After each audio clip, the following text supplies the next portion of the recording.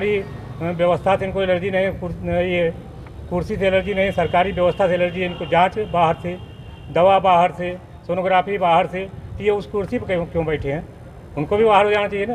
जब वहाँ व्यवस्था सब सही बेकार है तो सरकार की व्यवस्था को उनका जो है धज्जियाँ उड़ाते हुए अगर इस तरह डॉक्टर लोग कर रहे हैं तो इनको भी ड्यूटी करने का हक नहीं है। मेरा नाम कृपाशंकर पाठक है। मैं ऑटो रिक्शा चालक समिति और जन किसान कल्याण समिति का प्रदेश अध्यक्ष हूँ। आज अभी आपने एक हमारे संगठन मंत्री का बिल्कुल साफ स्पष्ट, जिसको कह सकते गवाही, उस रूप में पूरी बात इन्होंने अस्पताल में जो व्याप्त भ्रष्टाचार है उसको बताया।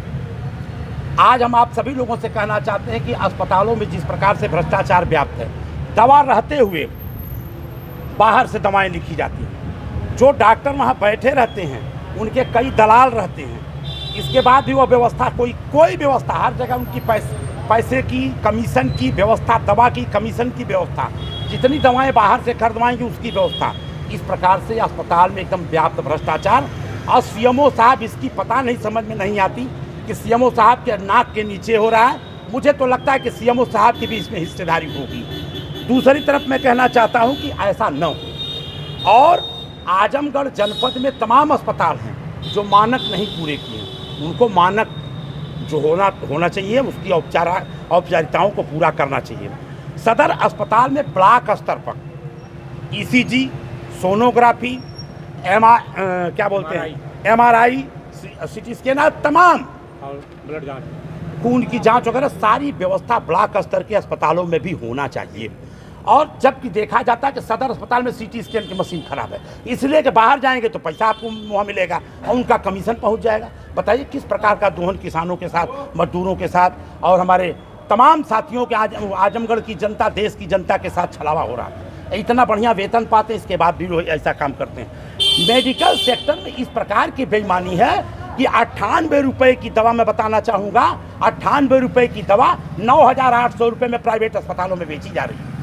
ये प्राइवेट अस्पताल जिस तरह से दवाओं का जो बिक्री कर रहे हैं, मैं तो मांग करूँगा सरकार से कि कम से कम जो दवाएँ हैं उनका जो मूल्य है, ये तमाम मतलब इतना 60% कमीशन किस बात का होता है, इस पर सरकार ध्यान दे और जनता के हितों में इस प्रकार के कमीशन को काट करके मूल रूप से जो नमक के, जो दाल में नमक होता है, इस प्रकार से करके दवाओं को जो है सबके सामने प्रस्तुत किया जाए, तब जाकर के देश का कल्याण होगा।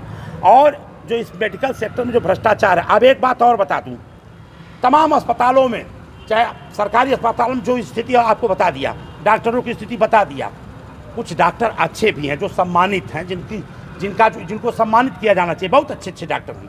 ये डॉक्टर भगवान के रूप में हैं, लोग भगवान मानते हैं। अगर ये डॉक्टर किसी को विषैली चीज़ भी दे दें तो लोग उसको खा लेंगे, कभी ये नहीं कहेंगे कि नहीं ये डॉक्टर साहब ने दिया है, इतना विश्वास है। लेकिन ये डॉक्टर, कुछ डॉक्टर तो ऐसे हैं, डॉक्टर नहीं बल्कि डाकू हो जा रहे हैं। ये बहुत बड़ा दुर्भाग्य इस देश में है। और दूसरी चीज़ मैं ये कहना चाहूँगा, 3 दिन 4 दिन तक उनको अस्पतालों में वेंटिलेटर लगा करके, ऑक्सीजन लगा करके उनको जो है जिंदा किए रहते हैं, और इसके बाद परिवार वालों से वो गहना बेच के, खेत बेच के किस तरह से ला करके देते हैं। तो ऐसा न हो, बल्कि हम तो चाहेंगे कि ईमानदारी से जिस दिनों को जो मरीज मर जाए उस दिन का पैसा उनको माफ़ कर देना चाहिए। कम से कम ऊपर वाले से डरें, भगवान से डरें, खुदा से डरें, ऊपर वाले से डरें, डर के काम कर। भगवान ने बहुत बड़ी भाग्य में आपको लिखा कि आप डॉक्टर बनाए गए, लेकिन आप इस तरह का काम करते हैं, ये बहुत ही जघन्य है। और आज इस प्रकार से पैसे के लिए अब ऐसा अपराध करना, हम समझते हैं कि आज हमने कलेक्टर साहब से कहा है, हालांकि कलेक्टर तो मिलते नहीं, उनके सामने SDM साहब बैठे रहते, वही आज कलेक्टर बन के मिलते हैं तो उनसे सारी बात कही जाती है। उन्होंने कहा कि इसकी हम जांच करेंगे। हमने कहा बिल्कुल जांच करिए, जो भी दोषी हों उनको दंडित करिए, और जो लोग ईमानदारी से काम करते हुए पाए जाए उनको सम्मानित भी किया।